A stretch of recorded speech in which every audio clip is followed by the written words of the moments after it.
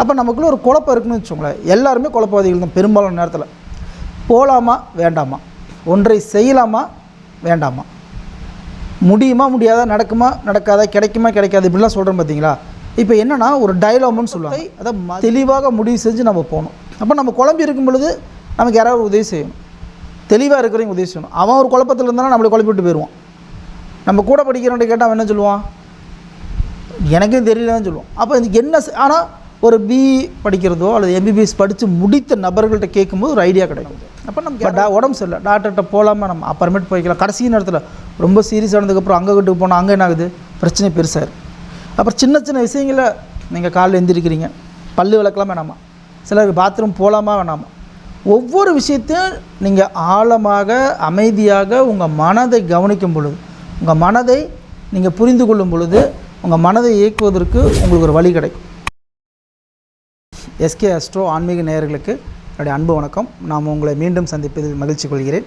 நான் மீண்டும் இப்போ அடுத்த மலர் மருந்து நம்ம பார்க்க போகிறோம். இது வரைக்கும் நம்ம பார்த்த மலர் மருந்து இல்லாமல் இப்போ புதுசாக என்ன மலர் மருந்து நம்ம பார்க்க போகிறோம் அப்படின்னு பார்த்தீங்கன்னா, குழப்பம் அப்படின்னு சொல்லியிருக்கு இல்லைங்களா. வாழ்க்கையில் எல்லாருக்குமே நிறையா குழப்பம் இருக்கும். அந்த மாதிரி ஒவ்வொரு குழப்பத்தையும் நம்ம டீட்டெயிலாக பார்க்க போகிறோம். இப்போ நம்ம பார்க்க போகிற முதல் குழப்பம் வந்து பார்த்திங்கன்னா ஸ்க்ளேராந்தஸ். அந்த பேரே பாருங்க ஒரு குழப்பமாக தான் இருக்கும். ஸ்க்ளேராந்தஸ்ன்றது அவ்வளோ சீக்கிரத்தில் வராது.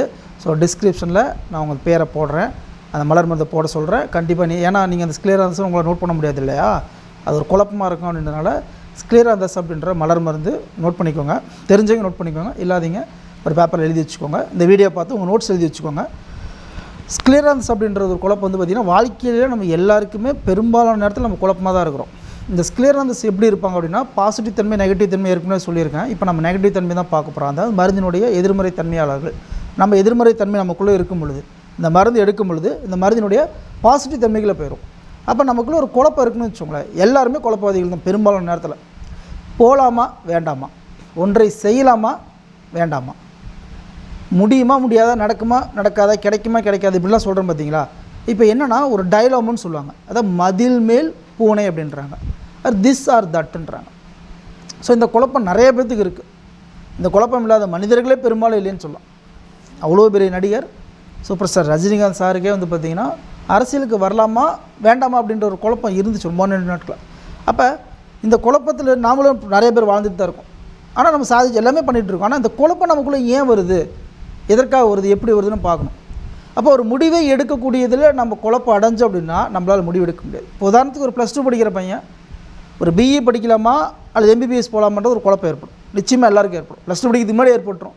இந்த டைமில் அந்த குழப்பத்தை தெளிவாக முடிவு செஞ்சு நம்ம போகணும். அப்போ நம்ம குழம்பி இருக்கும் பொழுது நமக்கு யாராவது உதவி செய்யணும், தெளிவாக இருக்கிறவங்க உதவி செய்யணும். அவன் ஒரு குழப்பத்தில் இருந்தாலும் நம்மளை குழப்பி விட்டு போயிடுவான். நம்ம கூட படிக்கிறவன்ட்ட கேட்டால் அவன் என்ன சொல்லுவான், எனக்கும் தெரியலன்னு சொல்லுவோம். அப்போ இதுக்கு என்ன ஆனால் ஒரு பிஇ படிக்கிறதோ அல்லது எம்பிபிஎஸ் படித்து முடித்த நபர்கள்ட்ட கேட்கும்போது ஒரு ஐடியா கிடைக்கும். அப்போ நமக்கு யாரோ ஒருத்தர் வெளியிலேருந்து சப்போர்ட் கேட்கும். இப்போ உள்ளுக்குள்ளே நம்ம முதல்ல தெளிவாக இருக்கணும். அப்போ தெளிவுன்றாங்க. குழப்பம் இன்மை அப்படின்னா தெளிவுன்றோம்.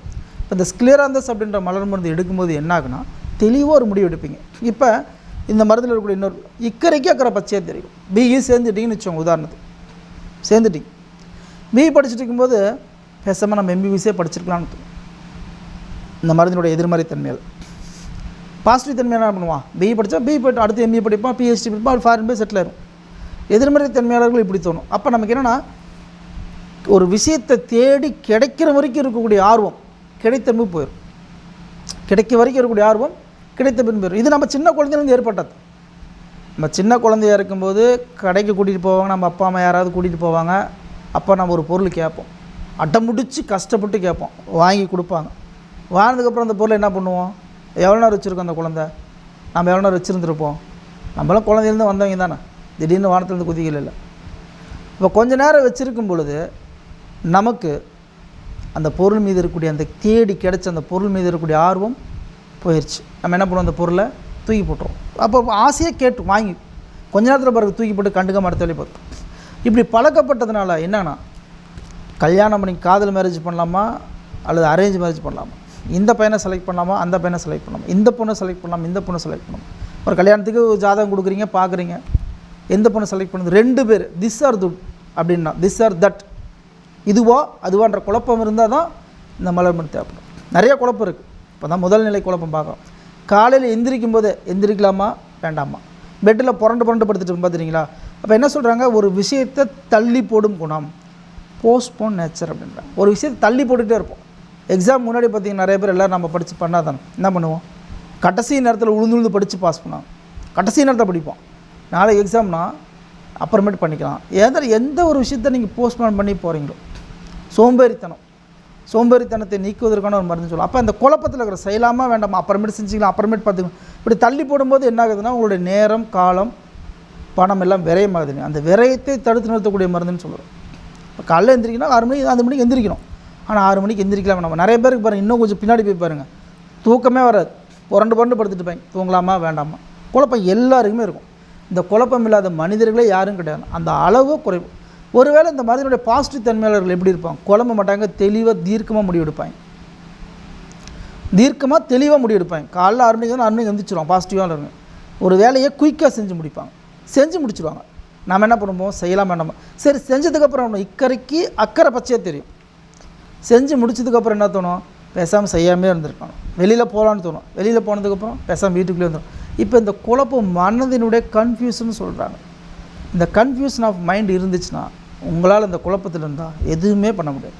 பட் உடம்பு சரியில்லை, டாக்டர்கிட்ட போகலாமா, நம்ம அப்புறமேட்டு போய்க்கலாம். கடைசி நேரத்தில் ரொம்ப சீரியஸ் ஆனதுக்கப்புறம் அங்கே கிட்ட போனால் அங்கே என்ன ஆகுது, பிரச்சனை பெருசாக இருக்குது.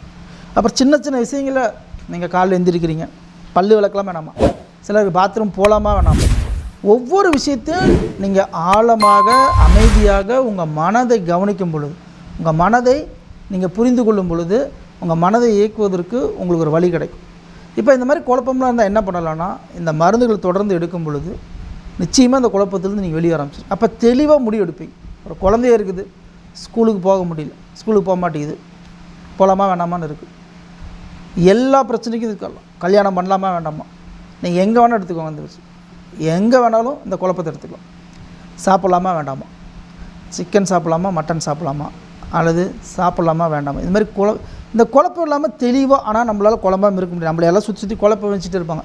நீங்கள் ஓட்டு போகிறதுக்கு ஒரு கட்சி கூட போகிறோம், இந்த கட்சிக்கு போகலாம், அந்த கட்சிக்கு போகலாம், எந்த கட்சிக்கு போகலாம், இந்த கட்சிக்கு போட்டதுக்கப்புறம் நம்ம ஏன்டா அந்த கட்சிக்கு போட்டோம், பேசாமல் அந்த கட்சிக்கு போட்டுருக்கோம், அந்த கட்சிக்கு போட்டதுக்கப்புறம் பேசாமல் இந்த கட்சிக்கு போட்டுருக்கோம்.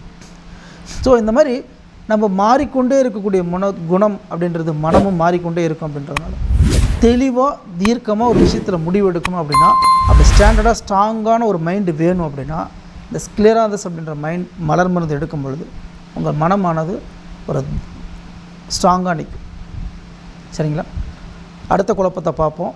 ஸோ உங்களுக்கு தெரிந்த நண்பர்களுக்கும் உங்களை சுற்றி இருக்கக்கூடிய எல்லாருக்கும் பார்த்து கொண்டிருக்கக்கூடிய வீடியோவை ஷேர் பண்ணுங்கள். நம்ம சேனலை சப்ஸ்கிரைப் பண்ணுங்கள்.